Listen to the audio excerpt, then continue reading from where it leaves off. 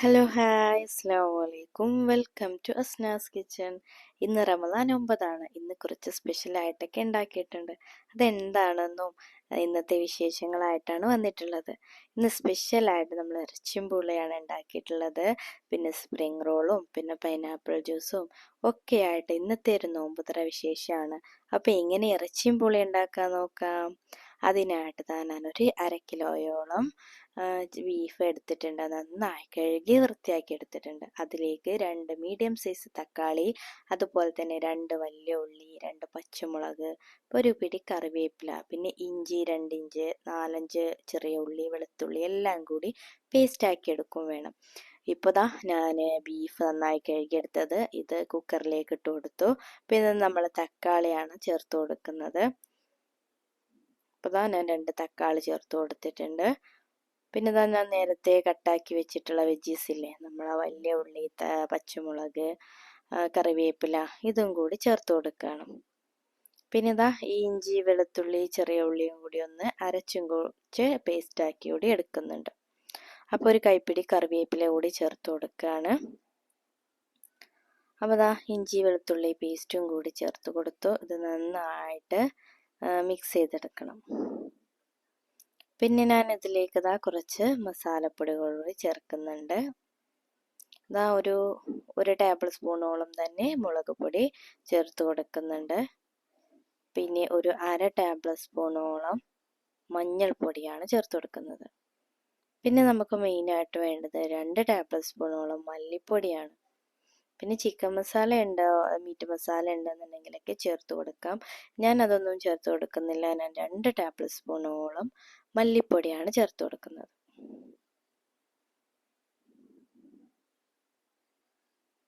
ഇത്രയും ചേർത്ത് കൊടുത്തതിന് ശേഷം ആവശ്യത്തിനുള്ള ഉപ്പും ചേർത്ത് കൊടുത്തിട്ട് നന്നായിട്ട് ഇതൊന്ന് സ്പൂൺ വെച്ചിട്ടോ അല്ലെങ്കിൽ താവി വെച്ചിട്ടോ ഒക്കെ ഒന്ന് നന്നായിട്ട് മിക്സ് ചെയ്തെടുക്കുക. ഞാനൊരു ടേബിൾ സ്പൂണോളം വെളിച്ചെണ്ണ കൂടി ഇതിലേക്ക് ചേർത്ത് കൊടുക്കുന്നുണ്ട്. ഇപ്പോൾ ഞാൻ കുരുമുളക് പൊടിയാണ് ചേർത്ത് കൊടുക്കുന്നത്. ഇപ്പോൾ എൻ്റെ ആ ചാനൽ ആദ്യമായിട്ട് കാണുന്നവരാണ് എന്തായാലും ഒന്ന് സബ്സ്ക്രൈബ് ചെയ്യാനും ഷെയർ ചെയ്യാനും ലൈക്ക് ചെയ്യാനും ഒന്നും മറക്കരുത് കേട്ടോ. പിന്നെ ഞാൻ സ്പെഷ്യലായി ചേർക്കുന്നത് പെരിഞ്ജീരകപ്പൊടിയാണ്. ആ പെരിഞ്ജീരകപ്പൊടി തന്നെ 1 ടേബിൾ സ്പൂണോളം തന്നെ ചേർത്ത് കൊടുക്കുക. അതിനുശേഷം ഈ സ്പൂൺ വെച്ചിട്ടോ താവി വെച്ചിട്ടോ നന്നായിട്ട് മിക്സ് ചെയ്തെടുക്കുക. പിന്നെ ഇതിലേക്ക് ബീഫിൽ തന്നെ വെള്ളം ഇറങ്ങി വരും. അതുകൊണ്ട് തന്നെ അധികം ഒന്നും വെള്ളം ചേർത്ത് കൊടുക്കരുത്. ഞാൻ ആകെ 1/2 കപ്പ് വെള്ളമാണ് ചേർത്ത് കൊടുത്തിട്ടുള്ളത്. പിന്നെ ഞാൻ നേരത്തെ പറഞ്ഞില്ലേ, 1 ടേബിൾ സ്പൂണോളം വെളിച്ചെണ്ണ കൂടി ചേർത്ത് കൊടുക്കുന്നുണ്ട്. പിന്നെ ഞാൻ ഒരു 1/2 കപ്പോളം വെള്ളവും കൂടി ചേർത്ത് നന്നായി മിക്സ് ചെയ്ത് കുക്കർ അടച്ച് വെച്ച് 5 വിസിലും വെന്തതിന് ശേഷം ഒരു 15 മിനിറ്റോളം ലോ ഫ്ലെയിമിലിട്ട് കുക്കർ ഒന്ന് സിമ്മിലൊന്ന് വേവിച്ചെടുക്കുക. അതിനുശേഷം ആവി പോയതിനു ശേഷം മാത്രം ഗ്യാസ് ഓഫ് ചെയ്തതിനു ശേഷം ആവി പോയതിനു ശേഷം മാത്രം നമ്മൾ കുക്കർ തുറന്ന് നോക്കുക. അപ്പം നമ്മൾ അടിപൊളി ബീഫ് കറി റെഡി ആയിട്ടുണ്ടാവും കേട്ടോ. അപ്പം ഇങ്ങനെ ബീഫ് കറി വെക്കുന്നവർക്ക് വേണമെങ്കിൽ ഇങ്ങനെ ബീഫ് കറി വെച്ച് നോക്കാം. നമ്മൾ ഇന്ന് ഉണ്ടാക്കുന്നത് നമ്മൾ ഇറച്ചിയും പൂളയാണ് കേട്ടോ.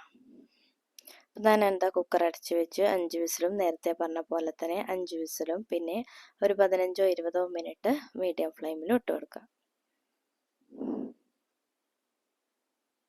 അപ്പോൾ ഇത്രയും ചെയ്താൽ നമ്മുടെ ബീഫ് കറി റെഡിയാവും. അപ്പോഴേക്കും ഞാൻ നമ്മളെ കപ്പയില്ലേ, പൂള എന്നൊക്കെ പറയും, ഇത് നന്നായിട്ട് കഴുകി ചെറിയ പീസാക്കി കട്ട് ചെയ്തെടുത്തിട്ടുണ്ട്. അപ്പം അതൊക്കെ വെന്ത് വന്നിട്ടുണ്ട്. ചിക്കൻ കറിയിൽ വെള്ളമൊക്കെ ഉണ്ട്. അപ്പം അത്യാവശ്യം നന്നായിട്ട് തന്നെ ഇറച്ചിയൊക്കെ വെന്ത് വന്നിട്ടുണ്ട്. ഒന്ന് തൊട്ട് നോക്കുക. അപ്പം അടിപൊളിയായിട്ട് നമ്മളെ ബീഫ് റെഡി ആയിട്ടുണ്ട്. അതിലേക്ക് നമ്മളെ പൂളയും കൂടി ചേർത്ത് കൊടുക്കുകയാണ്. കപ്പ ചേർത്ത് കൊടുത്ത് നന്നായിട്ടൊന്ന് മിക്സ് ചെയ്തെടുത്ത് അതിനുശേഷം ഇതിലേക്ക് പൂളയിലേക്ക് കുറച്ചുകൂടി വെള്ളം ഒഴിച്ചു കൊടുക്കണം കേട്ടോ. അപ്പം എന്നാലാണ്, അല്ലെങ്കിൽ അടി പിടിക്കും. അപ്പോൾ ഒരു 1/2 കപ്പോളം, ഒരു 3/4 കപ്പോളം തന്നെ വെള്ളം ചേർത്ത് കൊടുക്കാം.